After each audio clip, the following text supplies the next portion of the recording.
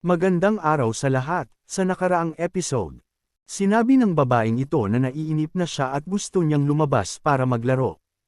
Hindi ako mangangahas, pero ikaw, lumabas ka na. Vice Principal naman ang tatay mo. Sagot naman ng lalaki sa kanan. Sumang-ayon naman ang babae, subalit ayon sa kanya, mas mahigpit ang propesor na iyon kaysa sa ibang mga propesor. Mare-report siya dahil sa pagka-cutting classes. Alinsunod sa lalaking ito, upang madagdagan ang sweldo ng propesor na iyon, kailangan niyang umasa sa pagkakaroon ng reputasyon ng pagiging seryoso at responsable.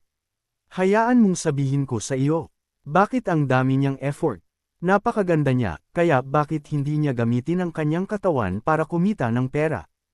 O baka paraplegic siya, wika pa ng lalaking ito. Bilang resulta, hindi na makayanan pa ni Ningbei ang kanyang mga naririnig. Kaya sinabihan niya ang dalawang ito na maging mas magalang sa propesor. Agad namang nagtanong ang binatang ito kung sino siya, at kung bakit siya nakikialam. Bilang karagdagan sa estudyanteng ito, nag-iisip lamang siya ng mga paraan para kumita ang matandang babae. Kaya tinanong niya si Ningbei kung ano ang masama doon. Tinanong din niya siya kung nanay niya ba iyon. Sa isang iglap, agad na sinunggaban ni Ningbei ang estudyante at nilampaso ang mukha sa mesa. Pagkatapos nun, tinawag niya ang kanyang ina. Sa kabilang panig naman, napatanong ang ina ni Ningbei kung siya ba talaga iyon. Kaya agad na sumagot si Ningbei at sinabi sa kanya na siya nga iyon. Samantala, sa labas ng paaralan, "Hoy Ning, tingnan mo kung sino ito." Wika ng ginang. Kaagad, tinawag ni Ningbei ang kanyang ama. Agad namang nakilala ni Ginoong Ning ang kanyang bagtong na anak. At sila nga ay nagyapyusan. Gayunpaman, tinanong ni Ginoong Ning ang kanyang anak kung sino ang nagsabi sa kanya na bumalik na doon. Dahil ayon sa kanya, hindi pa ligtas doon. Agad namang sumagot si Ningbei at sinabi sa ama na huwag mag-alala dahil ayon sa kanya, ang mga kawalang katarungang dinanas nila ng kanyang ina at ama sa nakalipas na 13 taon, gagamitin niya ang espada ng hari sa hilaga o Sword of the Northern King para hugasan ang kahihiyang iyon. Sa kasalukuyang panahon, inanyayahan na ni Ningbei ang kanyang mga magulang na umuwi sa kanilang tahanan. "Daddy, mukhang siya nga, sinaktan niya ang boyfriend ko." Sumbong ng babaeng ito sa kanyang vice principal na ama. Agad namang inaksyonan ng lalaking ito ang sumbong ng kanyang anak. Tinanong niya si Ningbei kung sino siya. Tinanong din niya ito kung siya ba ang nanakit ng estudyante sa silid-aralan. Maliban dito, tinanong ng lalaking ito ang ama ni Ningbei na si Ning Qianlan kung kaano-ano niya ang binatang iyon. Kaagad, tumugon si Ning Qianlan sa vice principal at sinabi na iyon ay ang kanyang anak. Ngunit galit ang vice principal at sinabihan niya si Ning Qianlan na wala siyang pakialam kung anak niya iyon at kung ano ang ginagawa niya. Dagdag pa niya, kailangang disiplinahin ni Ning Qianlan ang kanyang anak. Higit pa rito, sinabihan ng vice principal na ito si Ning Qianlan na huwag niyang kalimutan na lumuhad siya sa harapan niya at nagmakaawa para lamang sa trabaho na iyon. Pwede niya siyang sisantihin anumang oras. Sa kabilang panig, naguguluhan si Ningbei kung bakit lumuhad ang kanyang ama sa harapan ng taong iyon. Kaya tinanong niya ito kung ano ang nangyayari. Subalit sinabihan lamang ni Ning Qianlan ang kanyang anak na kalimutan na lang iyon dahil ayon sa kanya, ang vice principal ay galing sa pamilya Ning. So aso pala yan ng pamilya Ning. Sambit ni Ningbei. Bilang resulta, galit na tinanong ng vice principal na ito si Ningbei kung sino ang tinawag niyang aso. Subalit ang nakakagulat, biglang lumingon si Ningbei sa vice principal at sinabing, "Luhod." Pagkatapos noon, isang asol na aura ang lumabas mula kay Ningbei. At direktang tumama sa tuhod ng vice principal na ito. Sa isang iglap, agad na napaluhod ang vice principal. Kaya naman nagulantang ang kanyang dalagang anak sa nangyari. Naguguluhan din siya kaya tinanong niya ang kanyang ama kung ano ang ginagawa niya. Samantala, habang papaalis na, sinabi ni Ningbei sa kanyang mga magulang na lahat ng pang-iinsulto at panghihinayang na dinanas nila sa mga nakaraang taon, kakamtan niya ang hustisya para sa bawat isa sa kanila.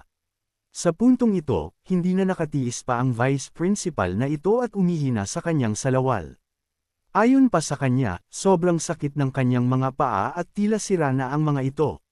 Makalipas ang ilang oras, nakarating na sina Ningbei kasama ang kanyang mga magulang sa tinitirahan nila. "Ning, bumili ka ng pagkain, magluluto ako ng hapunan para sa anak natin. Wika ng ina ni Ningbei.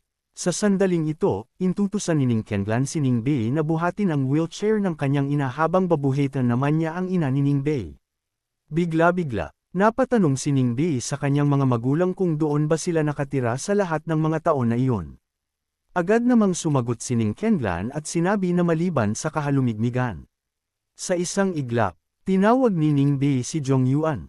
Pagkatapos ay inutusan niya ito na kumuha ng mga tauhan upang mag-empake ng mga gamit at dalhin sa pamilya Ning. Agad namang sumang-ayon si Jong Yuan sa utos ni Ningbei. Gayunpaman, sinabihan si Ningbei ng kanyang ina na napakaraming taon na ang nakalipas. Kaya sinabi niya sa kanya na huwag nang mag-alala tungkol dito. Subalit galit na napatanong si Ningbei kung paano niya iyon hahayaan samantalang hindi pero niya makalimutan na sa maulan na gabing iyon. 13 taon na ang nakalilipas, hinabol sila ng sasakyan hanggang sa dulo at pinilit sa ganoong kaunos-lunos na wakas. Bilang karagdagan, sinabi ni Ningbei na pagkabalik niya sa kapital, papatay siya ng 3 tao. Una na doon ay si Ning Fuguo. Sa hindi inaasahan, biglang pumasok at dumating sa eksena ang commander ng silangang China. Reporting in, nasa akin ang espada ng Hilagang Hari. Wika pa ng commander na ito. Maliban dito, biniro niya pa si Ningbei at sinabihan niya na hayaan muna siyang maglaro pa sa espadang iyon ng ilang araw pa.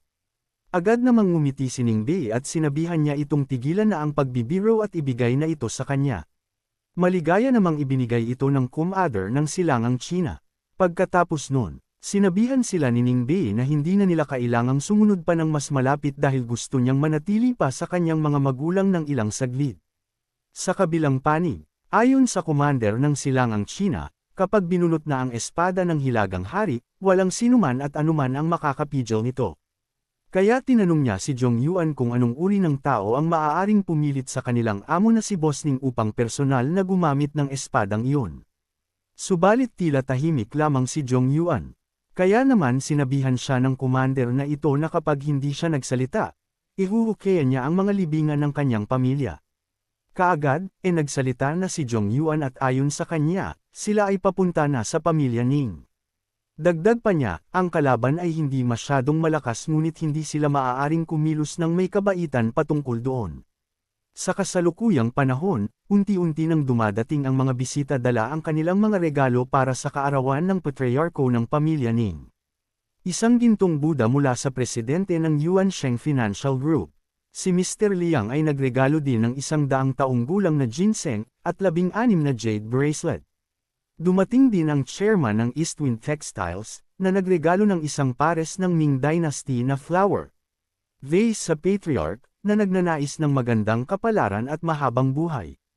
Subalit, biglang napatigil ang mga taong ito sa kanilang nakita.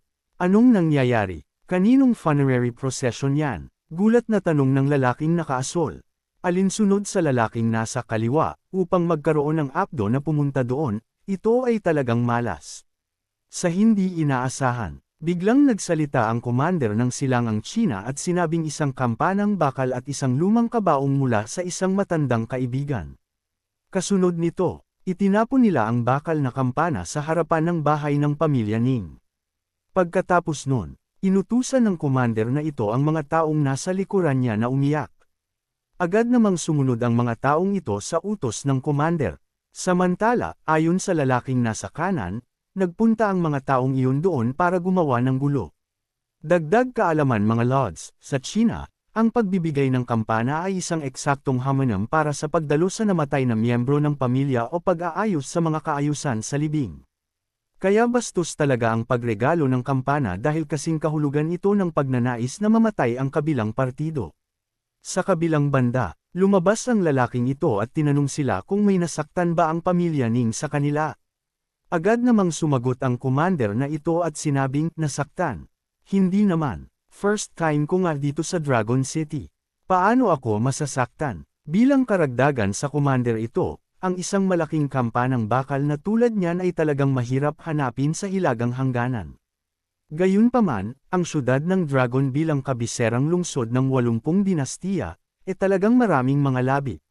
Dahil sa sinabi ng commander ng silangang China, napaisip ang lalaking ito.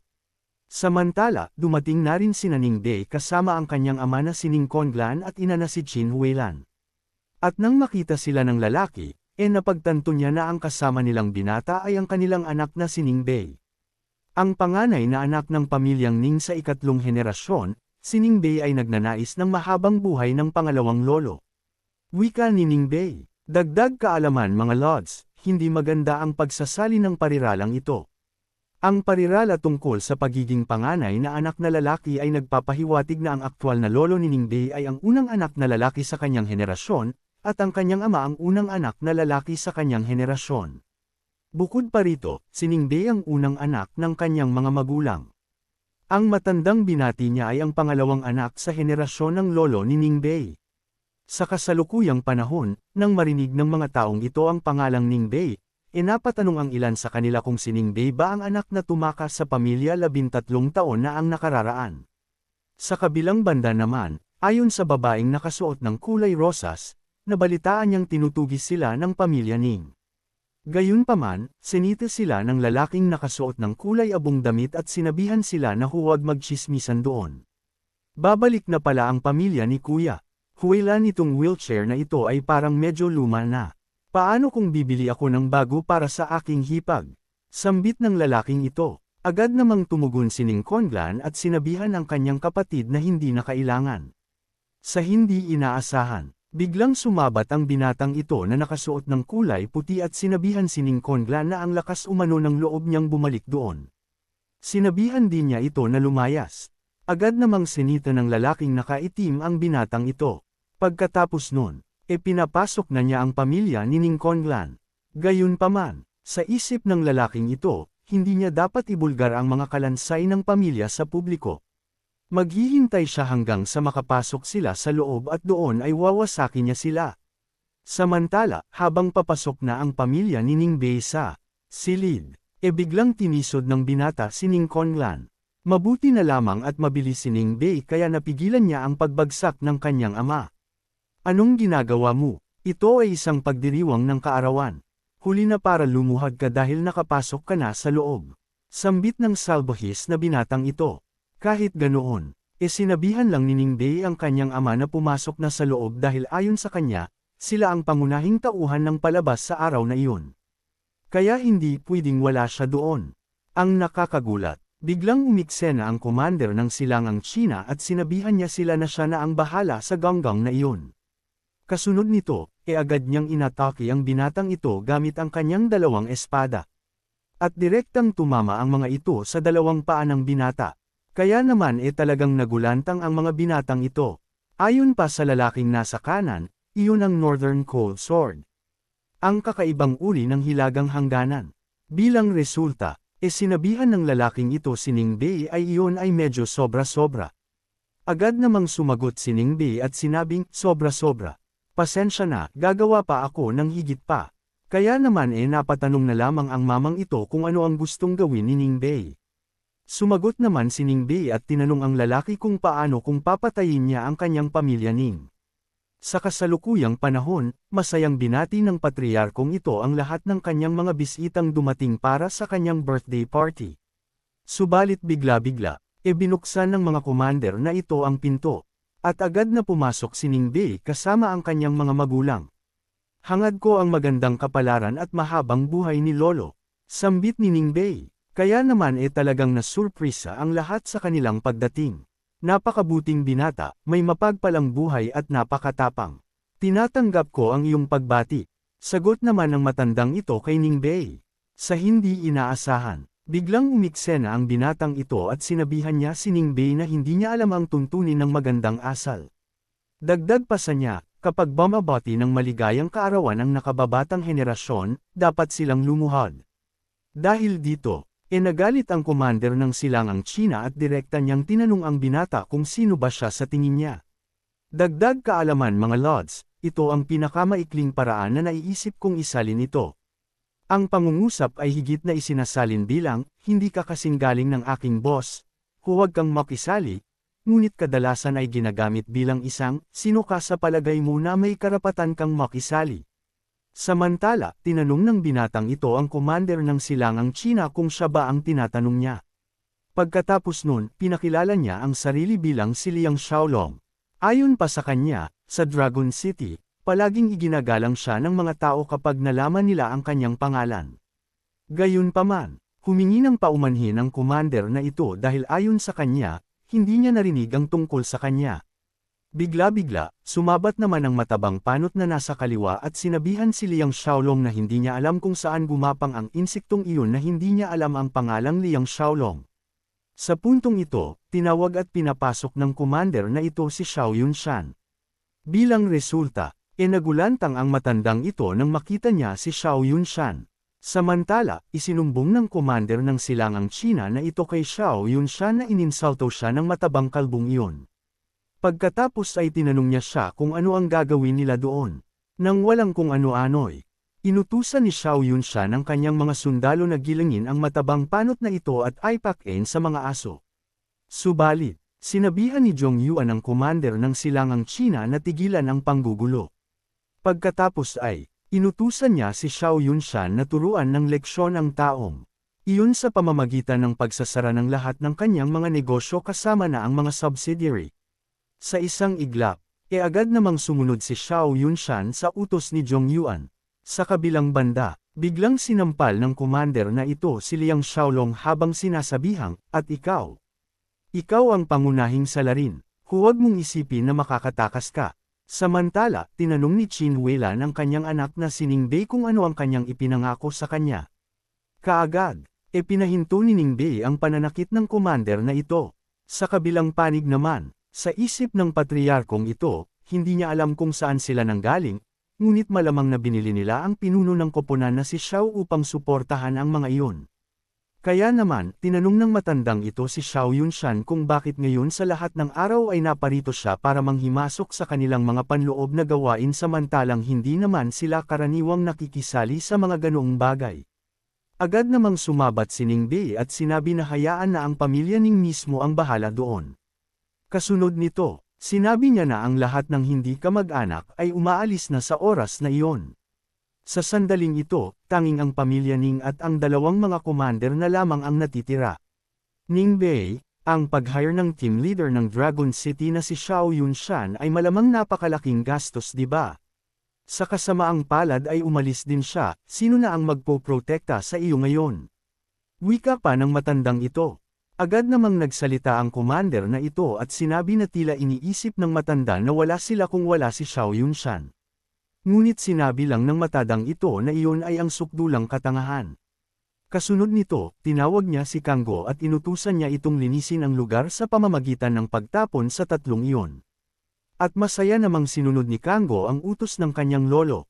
Dagdag pa ng matandang ito, hindi niya sukat akalain na magkakaroon ng sariling elementary martial artist ang pamilya ni Ningbei. Nang walang kung ano-ano'y, biglang umatake si Kanggo habang sinasabi na sa pamamagitan nun, etay tilapon silang lahat. Subalit ang nakakagulat, biglang napahinto si Kanggo at tila hindi siya makagalaw. Naguguluhan din siya kung ano ang nangyayari. Gayunpaman, nagsalita si Ningbei at sinabing, luhod. Sa isang iglap, agad na napaluhod si Kanggo. Bilang resulta, talagang nagulat ang patriarko pati na ang ibang pamilya ng Ning sa nangyari. Naguguluhan din sila sa kung ano ang nangyayari. Samantala, wala nang nagawa pa si Kanggo kundi sabihin ang mga salitang, digmaan. Ranggo ng Diyos ng digmaan. Hanggang dito na lang sa ngayon, maraming salamat sa panunood. Sana ay nag-enjoy kayo sa panunood. Kung nais mong magkaroon ng isa pang bahagi ng recap na ito, huwag kalimutan like ang video na ito at huwag ding kalimutan na magkomento, mag-share, at mag-subscribe sa aking channel para sa mas marami pang content tulad nito. Hanggang sa susunod na mga kapana-panabik na episode, Column.